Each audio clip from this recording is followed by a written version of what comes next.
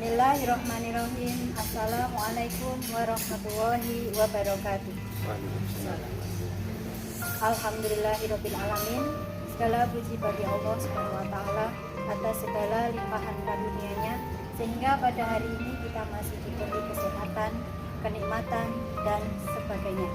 Shalawat serta salam semoga selalu terlimpahkan kepada Nabi Muhammad SAW. Bertemu lagi kita dengan SD 1 Jambi Roso Temanggung yang hari ini kita akan mengadakan pengajian dalam rangka Isra Mi'raj Nabi Muhammad SAW yang jatuh pada hari Kamis tanggal 11 Maret 2021. Selanjutnya kita akan menyimak apa yang akan disampaikan oleh guru kita, yaitu Bapak Muhammad Salim Mukhtar. Dipersilakan. Assalamualaikum warahmatullahi wabarakatuh. Bismillahirrahmanirrahim. Alhamdulillahirabbil alamin wassalatu wassalamu ala asyrofil anbiya wal mursalin wa ala alihi wa sahbihi ajmain, amma ba'd.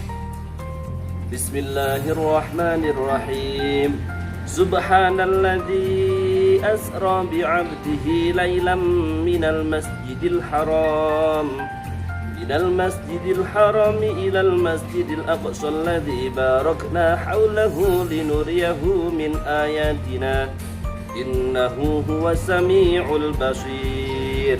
Ayat wallahu a'lamu bil muradih, yang artinya maha suci Allah yang telah memperjalankan hambanya yaitu Nabi Muhammad SAW pada malam hari dari Masjidil Haram ke Masjidil Aqsa yang telah kami berkahi sekelilingnya agar kami perlihatkan kepadanya sebagian tanda-tanda kebesaran kami.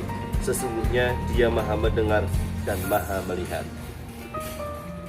Anak-anakku yang berbahagia, pertama mari kita panjatkan puji syukur kehadirat Allah Subhanahu wa taala yang telah melimpahkan rahmat, hidayah dan inayahnya kepada kita semua sehingga kita dapat bermuwajahah lagi walaupun melalui layar kaca ini.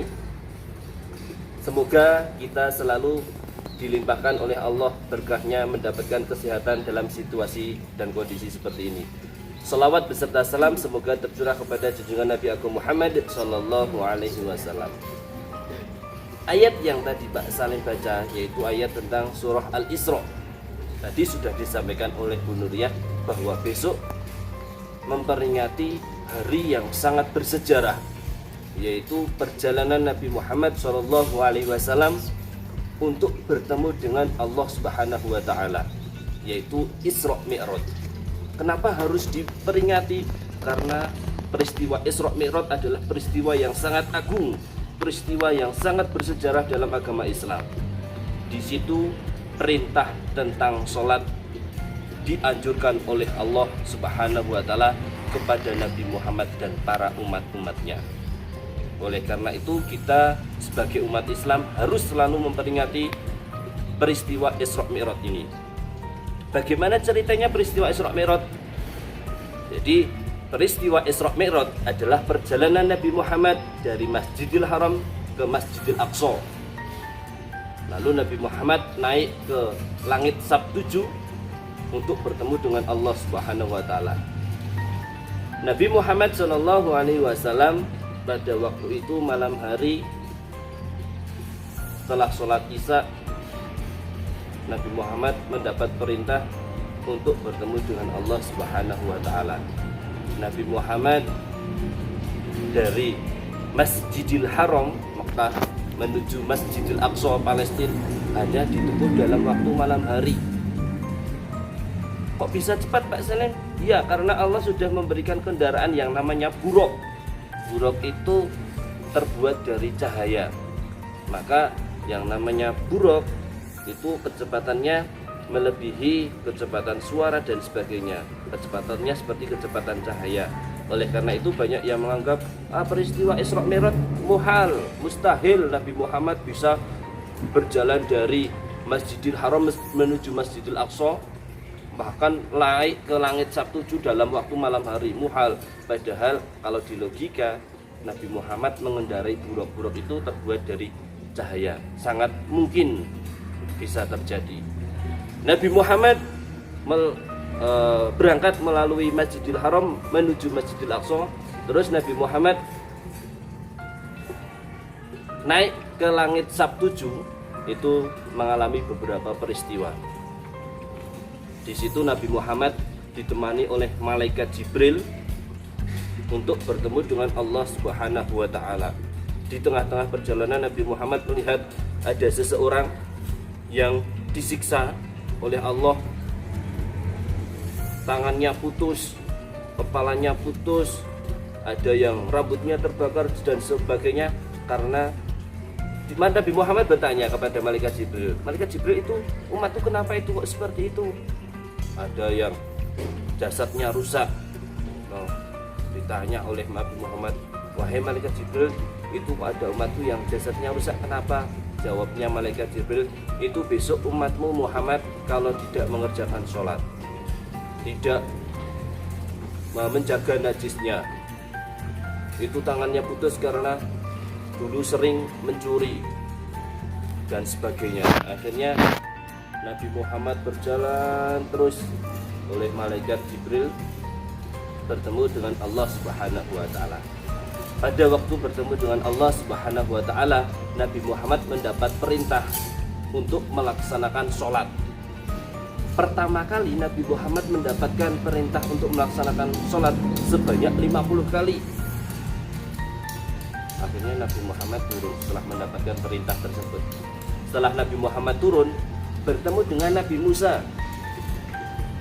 Nabi Muhammad, kamu barusan bertemu dengan Allah? Ya. Apa yang Allah perintahkan? Allah sudah memerintahkan kepada saya dan umatnya untuk melaksanakan sholat 50 kali. Nabi Musa menjawab, gak kuat Muhammad, gak kuat. Kalau kamu kuat, tapi umat kamu pasti gak kuat melaksanakan sholat sehari semalam 50 kali. Terus bagaimana? Dah, kamu naik lagi, minta korting sama Allah. Akhirnya Nabi Muhammad naik lagi bertemu dengan Allah. Ya Allah, saya nggak kuat, umat saya nggak kuat kalau melaksanakan sholat 50 kali. Akhirnya oleh Allah dikorting 45 kali sehari semalam untuk melaksanakan sholat 45 kali. Bisa dibayangkan kalau kalian semua melaksanakan sholat sehari semalam 50 kali atau 45 kali, bisa-bisa kalian nggak bisa apa-apa. Itulah Nabi Muhammad. Akhirnya Nabi Muhammad turun bertemu dengan Nabi Musa lagi. Berapa? 45. Naik lagi minta korting. Akhirnya Nabi Muhammad naik, di korting menjadi 40. Turun lagi sama Nabi Musa, disuruh untuk korting lagi. Sampai akhirnya Allah memerintahkan kepada Nabi Muhammad dan umatnya untuk melaksanakan sholat 5 waktu. Bertemu dengan Nabi Musa, masih nggak kuat, berat sholat 5 waktu itu. Nabi Muhammad jawabnya, dah Musa, saya sudah malu sama Allah. Dari 50 sudah dikorting sampai 5 rakaat. Dah, saya yakin pasti umat saya bisa melaksanakan. Akhirnya Nabi Muhammad turun. Setelah itu Nabi Muhammad sudah masuk, pulang ke rumahnya, sudah masuk waktu subuh. Nah, perintah sholat tersebut melihat perjuangan Nabi Muhammad yang sudah memperhatikan kita semua untuk melaksanakan sholat sehari semalam 5 waktu. Bisa dibayangkan jika kita melaksanakan sholat sehari semalam 50 kali, pasti kita nggak kuat. Alhamdulillah perjuangan Nabi Muhammad, kita bisa melaksanakan sholat sehari semalam hanya 5 waktu. Mari kita tingkatkan, mari kita laksanakan dengan penuh tanggung jawab sholat sehari semalam yang hanya dilaksanakan 5 waktu. Demikianlah penjelasan dari Pak Selim, semoga bermanfaat. Kurang lebihnya mohon maaf, saya akhiri. Wallahu muwaffiq ila aqwamit thoriq. Wassalamualaikum warahmatullahi wabarakatuh. Nah, anak-anak, dari sekian yang telah kita simak bersama apa yang disampaikan oleh Bapak Salim, bahwa peringatan perjalanan Isra Mi'raj Nabi Muhammad SAW adalah hal-hal yang wajib kita yakini, bukanlah hal yang mustahil lagi. Dari perjuangan Nabi, mulai mendapatkan perintah dari sekian puluh rakaat hingga diperjuangkan menjadi 5 rakaat, itu semuanya karena Nabi Muhammad mencintai umatnya, memikirkan umatnya. Nah, maka dari itu, apa yang kita simak tadi, marilah kita semuanya menjalankan perintah Allah Subhanahu wa taala dengan penuh ketakwaan.